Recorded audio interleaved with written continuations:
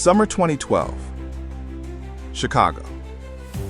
The city lived in the rhythm of lights and celebrations. But behind the walls of one house on the outskirts, something was happening that would soon shock the whole country. At first glance, the Lawrence family was the embodiment of the American dream.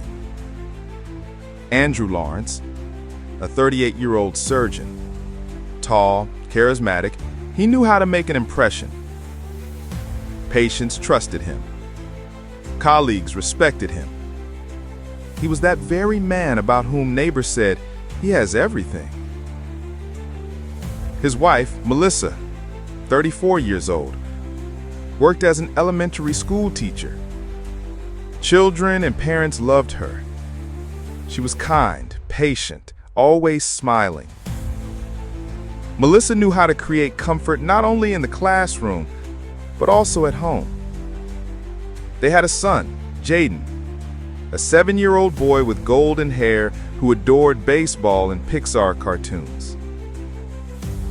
The Lawrence's 2-story house with a neat garden and a view of the lake seemed like a model of calm and happy life. On social networks, Melissa posted photos from picnics, family evenings, and school events. Under each post, dozens of comments. What a beautiful family. You are a real dream. Neighbors saw them as the perfect couple. He, a successful doctor, she, a caring mother and teacher. But behind this picture, something else was hidden. Summer 2012. Chicago was drowning in heat. People hurried to Lake Michigan, enjoyed vacations and fairs. But in the Lawrence house, tension reigned. Melissa noticed more and more often that Andrew stayed late at work. He explained it by complicated operations, new patients, sudden calls. At first, she believed him. But over time, his behavior began to change. He talked less at dinner. He turned his gaze away when she asked questions. He began to keep his phone with him more often, even in the bathroom. Melissa complained to her friends. He's become different. Before we could talk about everything, and now he seems to shut himself off. I feel that there is a wall between us. One night, when Andrew had fallen asleep, she saw pop-up notifications on his phone. The name that appeared more often than others was Erica. Erica Holt was a 29-year-old nurse in the same clinic where Andrew worked. Cheerful, energetic, she easily found common ground with people. Around her, there was always attention. Both men and women wanted to be friends with her. For Andrew, she became more than a colleague. In the correspondence, which later investigators would make public, their words sounded like the beginning of a new life. You are my outlet. Soon, everything will change. I can't wait forever. These messages were sent a few weeks before the tragedy. Melissa doubted her husband's sincerity more and more. She wrote to her close friend, Julianne, Andrew is distancing himself. I don't recognize him. Sometimes he comes back late at night, says he was at the hospital, but I smell women's perfume. I'm not crazy. Something is wrong. Her friend tried to calm her down. Mel, maybe you're just overthinking it. Summer, heat, stress. But Melissa's heart suggested the opposite. While the Lawrence family was experiencing tension, Chicago was preparing for the July 4th holiday. Fireworks, parades, crowds in parks and on the waterfront. For most, it was an occasion for joy and unity. But in the Lawrence house, a storm was brewing that no one could stop.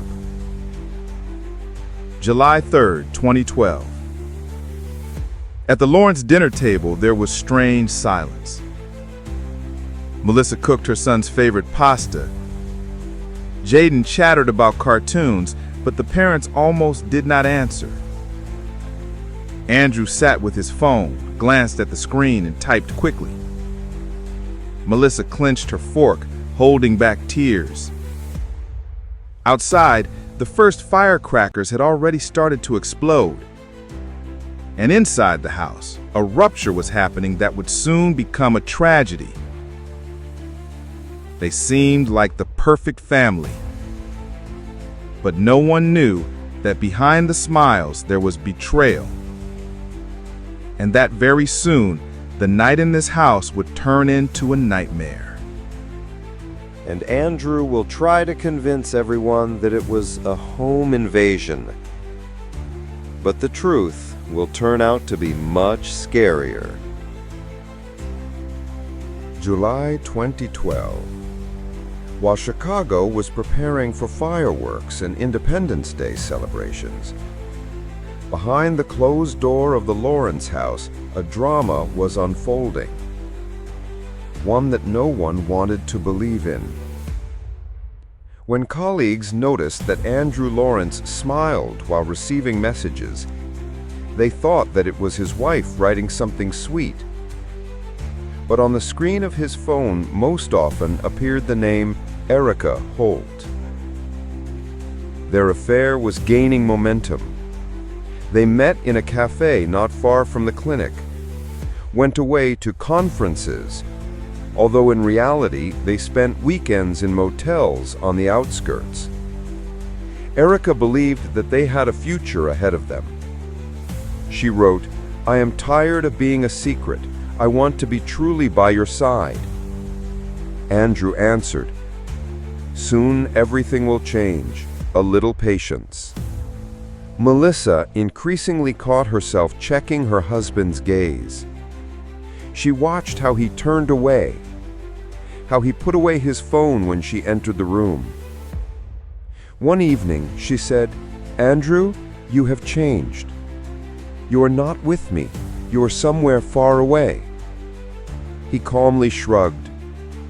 "I just have a lot of work." But Melissa knew he was lying.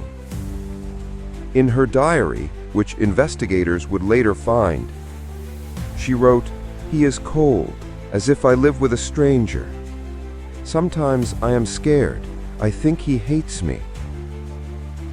In the evening, Chicago shone with the lights of fireworks. Families gathered in parks, children ran with flags, the air was filled with the smell of corn and barbecue. But in the Lawrence house, the holiday was not felt. Jaden fell asleep earlier than usual, tired after a walk. Melissa tucked him into bed, kissed him on the forehead, and quietly left the room. She noticed that Andrew was sitting downstairs, buried in his phone. "Work again?" she asked. He did not answer. Around midnight, a quarrel flared up between them. Neighbor Mrs. Johnson would later tell police, "I heard a woman scream, but it was not a scream of horror. It was like an argument that turned into hysteria." Melissa shouted, "I know about Erica. Do you think I am blind?" Andrew tried to deny it, but her words became sharper. "You wanted a new life? Then say it to my face. I will not let you destroy the family." These words became the last in their quarrel. According to the investigation, in the heat of the argument, Andrew grabbed a heavy metal vase from the table in the bedroom. He struck Melissa on the head. She fell on the bed. Blood began soaking the sheets. Witnesses would later say that they heard one more scream. Short, desperate, and then silence. Andrew stood in the darkness, breathing heavily, looking at his wife's body. Everything happened in a matter of seconds. Andrew understood that if he did not cover his tracks, police would immediately suspect him. He opened the door, scattered things so that it looked like the house had been broken into. Then he lay down on the couch downstairs and pretended to have slept. When an hour later, police arrived at the house, called by the worried neighbor, he repeated the same version over and over. "I heard a scream. I went upstairs and saw a man, a silhouette. We fought. He ran away." Officers immediately noticed inconsistencies. There were scratches on his hands. On his neck, traces of struggle. But the house did not look like it had been broken into. The doors were locked, the windows intact. Nothing had been stolen. Officer Lewis, who was the first to enter the bedroom, later said, "It did not look like a robbery. It looked personal, like revenge." In the morning, the news flew around Chicago. Teacher slain in suburban home. Husband claims intruder. TV cameras lined up at the Lawrence house. Neighbors gave interviews. "We can't believe it. They were such a couple." But lately, he looked cold, as if rehearsing emotions. For police, it became clear that this was not a random attack. Everything pointed to the fact that the tragedy was born inside the family. And the motive was not passion, but betrayal. Who is the real monster? The stranger or the husband? After the murder of Melissa Lawrence, in the house that had so recently seemed perfect, the Chicago police began one of the loudest investigations of the decade. Everything pointed to the fact that behind the doors, a dark truth was hidden. From the very beginning, detectives paid attention to details that did not match Andrew's version. 1. Absence of forced entry. All doors and windows were closed. The locks were not damaged. "How then did a stranger get in here?" asked one of the officers. 2. Nothing was stolen. Melissa's wallets, laptops, jewelry. Everything remained in place. 3. Andrew's behavior. He repeated the same version but spoke too coldly. One of the investigators wrote in the report, "It created the impression that he was not grieving, but reading a line from paper." When the police obtained Andrew's call records, the picture began to change. On the day of the murder, he called Erica Holt 22 times. The messages sent just a few hours before Melissa's death looked especially suspicious. "Soon it will be over. I can't wait any longer. Tonight we will be free." These lines became the key. Erica was summoned to the station. She came agitated in a simple dress, trying not to look at the journalists' cameras. "We with Andrew were together, but he told me that his marriage was dead. He said that his wife was just a formality. I didn't know it was so serious." The investigator asked, "Did he say that his wife was dead?" Erica froze. "Yes, about a month ago, he told me that Melissa was no longer alive. I thought he was a widower." These words hit the police like a bomb. The next day, the newspaper headline screamed, "Doctor lied, told his mistress his wife was dead." TV cameras were on duty at the Lawrence house around the clock. Journalists showed footage of Andrew coming out, covering his face with his hands.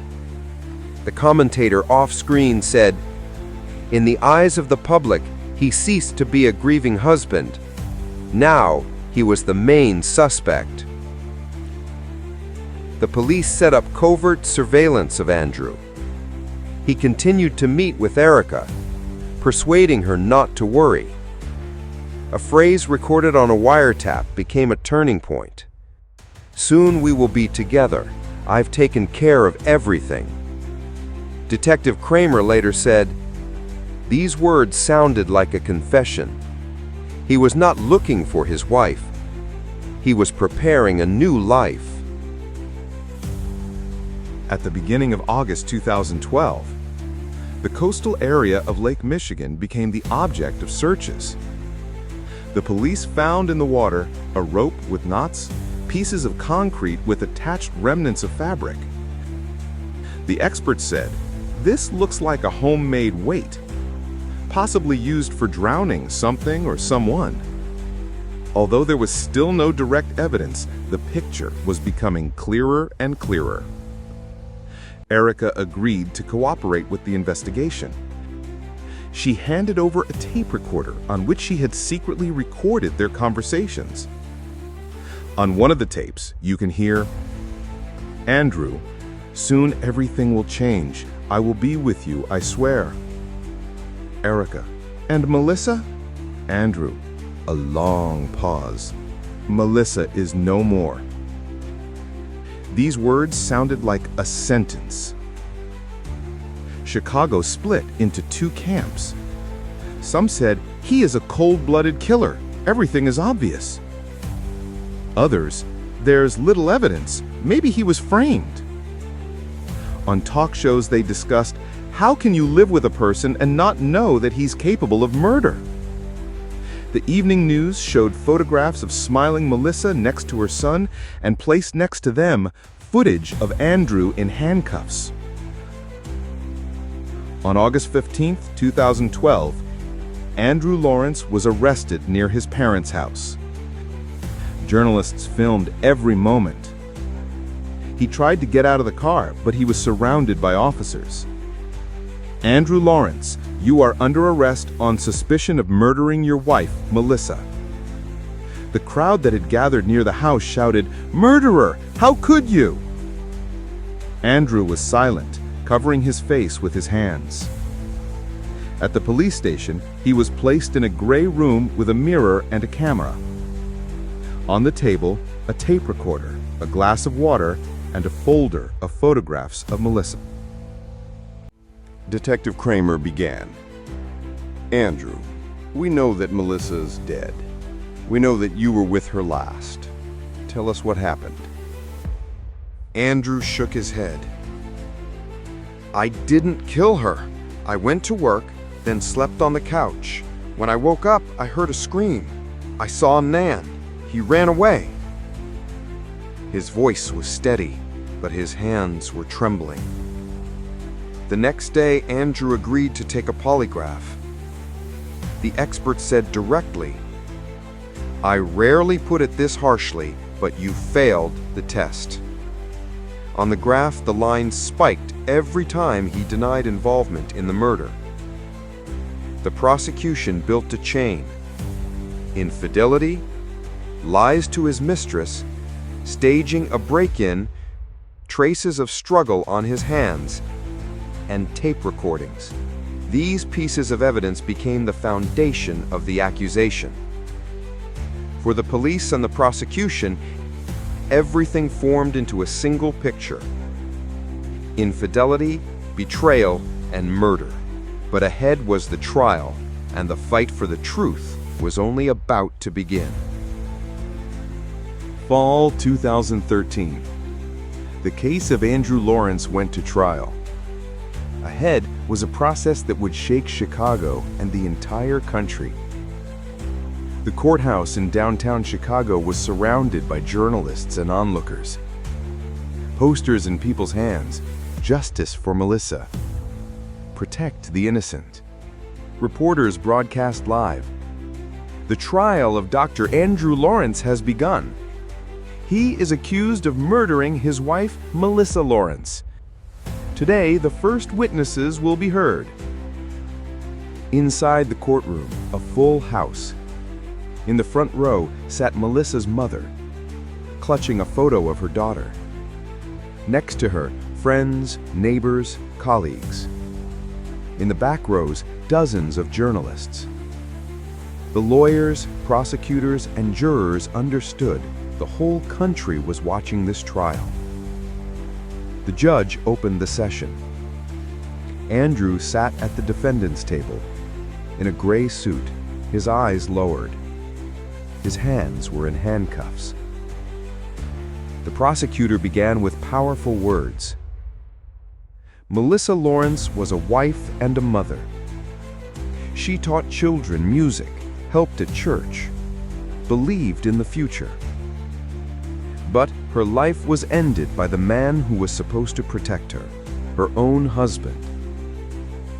He raised a photograph of smiling Melissa with her son Jaden. The courtroom fell silent. Andrew's lawyer objected. "Your Honor, all the evidence is circumstantial. There is no witness who saw Andrew kill Melissa. There is no murder weapon. My client became the victim of pressure from society and the media." Erica spoke softly. "He told me his wife had died. We were making plans. I didn't know she was alive. If I had known, I would never have..." She cried right there on the witness stand. The prosecutors presented phone records with dozens of calls to Erica on the day of the murder. Messages, "It will be over soon," and "We will be free," and an audio recording where Andrew said, "Melissa is gone." These words played in the courtroom as the jury listened in silence. The prosecutor said, "These 3 words are a confession." He wasn't talking about the future. He was talking about the present. The defense lawyer tried to defend Andrew. "You heard emotions, but emotions are not evidence. No fingerprints on a murder weapon, no witness who saw the blow. My client is innocent." He showed papers with notes, coincidence and circumstantial. But his voice sounded weaker and weaker. When Melissa's mother entered the courtroom, she trembled, holding a photo of her daughter. "He promised to protect her, and instead he took everything from us. I trusted him. We all trusted him, and he deceived." The courtroom could not hold back tears. Finally, it was the defendant's turn. Andrew stood, placing his hands on the table. His voice was cold. "I didn't kill Melissa. I loved her. This is all a mistake. I became the victim of lies and circumstances." He spoke confidently, but his eyes betrayed the tension. The jurors looked at him with stone faces. After 3 weeks of hearings, the jury went to the deliberation room. 7 hours of waiting, and then they returned. The judge read, "We find Andrew Lawrence guilty of first-degree murder of Melissa Lawrence." The courtroom erupted. Some applauded, some cried. Andrew lowered his head, closed his eyes. The judge continued. Sentence, life imprisonment without the possibility of parole. That evening, a candlelight vigil took place outside the courthouse. Hundreds of people held candles and photographs of Melissa. On the posters it was written, "Justice for Melissa." Journalists summed it up. The Lawrence story shook America. Behind the facade of a perfect family lay infidelity, betrayal, and murder. Melissa's mother spoke the final words outside the courthouse. "We lost our daughter, but now he will harm no one."